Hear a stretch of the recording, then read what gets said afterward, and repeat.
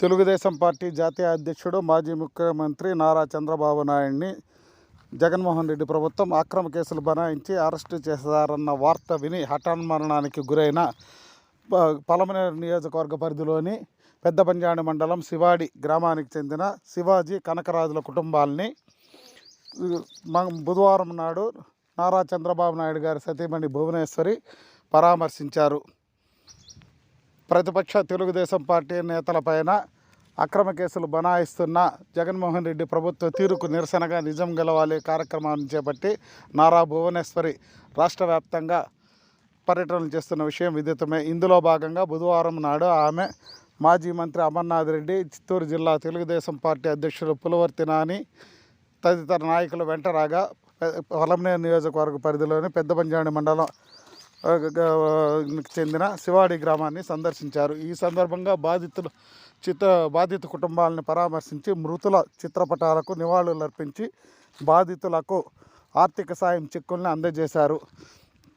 తమ పట్ల ఇంతటి అంకిత భావంతో ఉన్న తెలుగుదేశం కార్యకర్తలను కలిగి ఉండడం తమకెంతో ఆనందదాయకంగా ఉందని, ఇటువంటి కార్యకర్తలను కలిగిన తెలుగుదేశం పార్టీ ఎప్పటికీ తాత్కాలికంగా సమస్యలను ఎదుర్కొన్నా ఎప్పటికీ ప్రజల గుండెల్లో స్థిరంగా నిలిచి ఉంటుందని, అటువంటి పార్టీకి అండగా నిలబడిన కార్యకర్తలే నిజమైన బలమని, వీరి బలంతోనే రాబోయే ఎన్నికల్లో తెలుగుదేశం పార్టీ విజయకేతనం ఎగరవేయగలదని ఆమె పేర్కొంటూ తమకు అండగా నిలబడిన కార్యకర్తలకు ఆమె ధన్యవాదాలు తెలియజేశారు.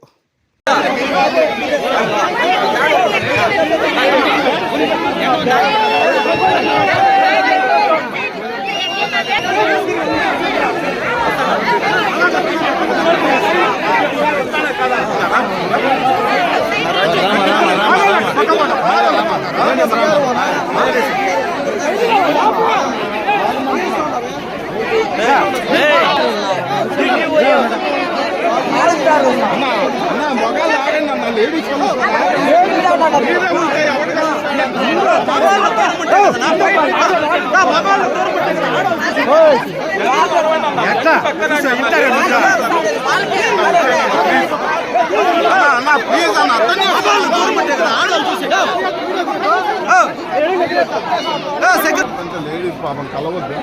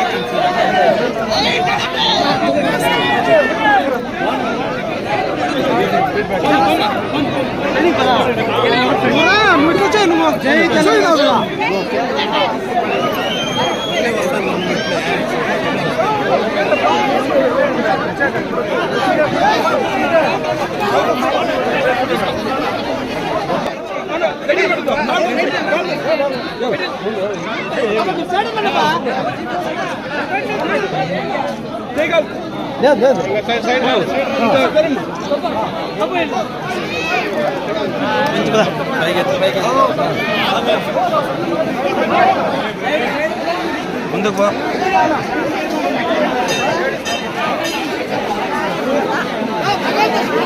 ఏం చందా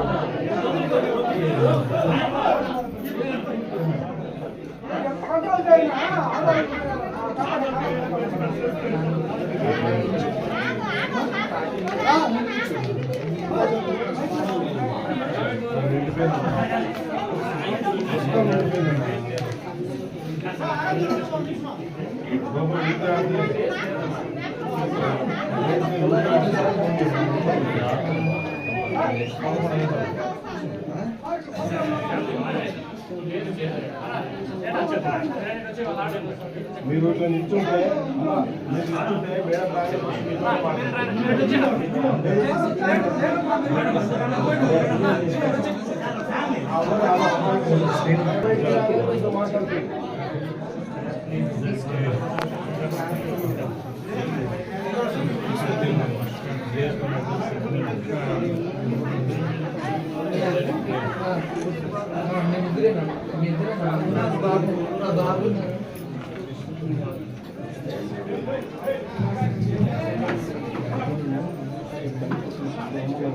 మీడియా ఫ్రెండ్స్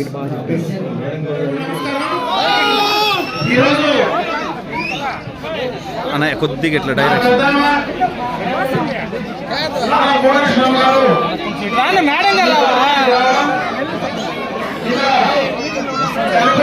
కుటుంబాన్ని పరామర్శించడం కొంచెం వెనకాల పోదాం.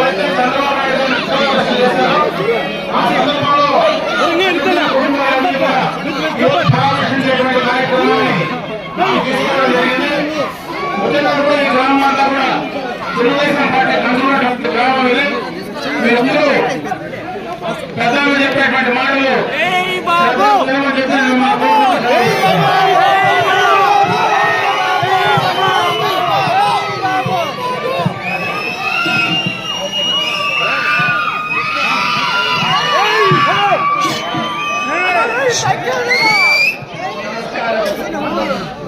మీ అందరి ఉత్సాహం ఇక్కడికి వచ్చి నన్ను పలకరించడానికి వచ్చిన మీ అందరికి చూసి నాకు చాలా సంతోషంగా ఉంది.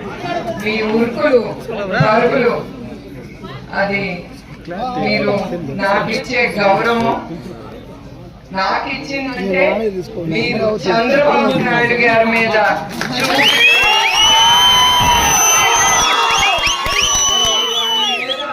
ఉండే నమ్మకం, ప్రేమ.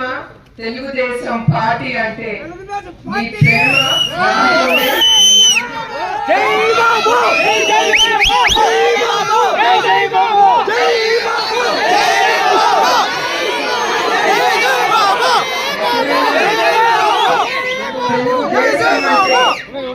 అది ముందుకెళ్తానంటే మన కార్యకర్తలు ఎంతమంది వెళ్ళిపోయినా మన కార్యకర్తలు కట్టుగా ఉన్నారు. అది మన పార్టీ గొప్పదనం. తర్వాత మీరందరూ కూడా విన్నారు, చాలా అరాచకం ఈ ప్రభుత్వం మన కార్యకర్తల మీద చేసింది. తర్వాత ప్రొద్దుటూరులో నందన్ సుబ్బయ్య గారు, దాని గురించి మీకు తెలుసో లేదు, వైసీపీ వాళ్ళు అతన్ని పట్టుకుని, ఆ కార్యకర్తని పట్టుకుని జై వైసీపీ అనమన్నారు, జై జగన్ అని అనమన్నారు. కానీ ఆయన చివరి వరకు నేను చనిపోయినా పర్వాలేదు, నేను అన్నాను, చెప్తావా లేదా, లేకపోతే నిన్ను చంపేస్తానని అన్నారు. ఒకటే అన్నాడు ఆయన, జై తెలుగుదేశం, జై చంద్రబాబు. అతని రోడ్డు మీద అతని చంపబడ్డాడు. అది మన కార్యకర్తలు అంటే. ఎప్పుడు చంద్రబాబు నాయుడు గారు ఎప్పుడు మిమ్మల్ని మర్చిపోరు. అట్లానే ఇంకో కార్యకర్తని ఇట్లానే పట్టుకోవటం, ఆ కంట్లో పొడిసి ఆ కళ్ళు తీసేయటం చాలా పడ్డారు మా తెలుగుదేశం కార్యకర్తలు. మిమ్మల్ని ఎప్పుడు, మా కుటుంబం ఎప్పుడు మిమ్మల్ని మర్చిపోదు. మేము రుణపడి ఉన్నాం. మీ అందరికీ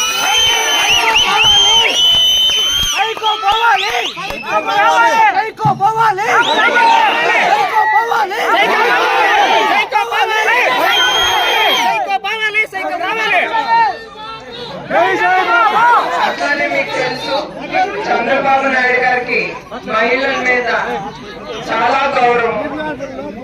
అందుకే ఆయన మహిళా శక్తి అని తీసుకొచ్చారు. అదేంటంటే పుట్టిన ఆడబిడ్డకి 18 ఏళ్ళ నుంచి 59 7 వచ్చే వరకు 1500 రూపాయలు ఇస్తానని హామీ ఇచ్చారు. అట్లానే ప్రతి కుటుంబానికి 3 గ్యాస్ సిలిండర్లు ఉచితంగా ఇస్తామని, తర్వాత ప్రతి ఇంట్లో ప్రతి బిడ్డకి 15,000 ఇస్తామని, తర్వాత ముగ్గురుండే ఒక కుటుంబంలో 49,000 ఆయన ఇచ్చిన హామీ.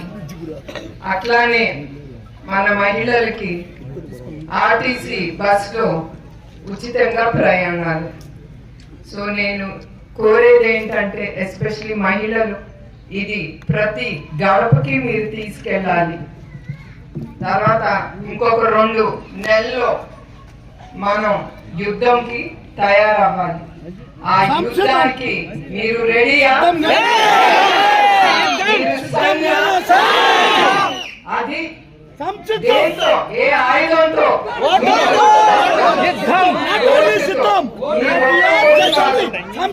ఇంకా 10 మంది 100 మందితో మీరు వేయించాలి. ఎందుకంటే ఈ ప్రభుత్వం దేనికైనా సిద్ధం. అది మీరు జాగ్రత్తగా చూసి మీ ఓటే కాకుండా మిగతా వాళ్ళకి సాయం చేసి వాళ్ళని తీసుకెళ్లి వాళ్ళ ఓటు వేయించండి. అదే నేను కోరేది. తెలుగుదేశం దీంతో నేను మీ అందరికీ ఇంకొకసారి నా హృదయపూర్వక నమస్కారం.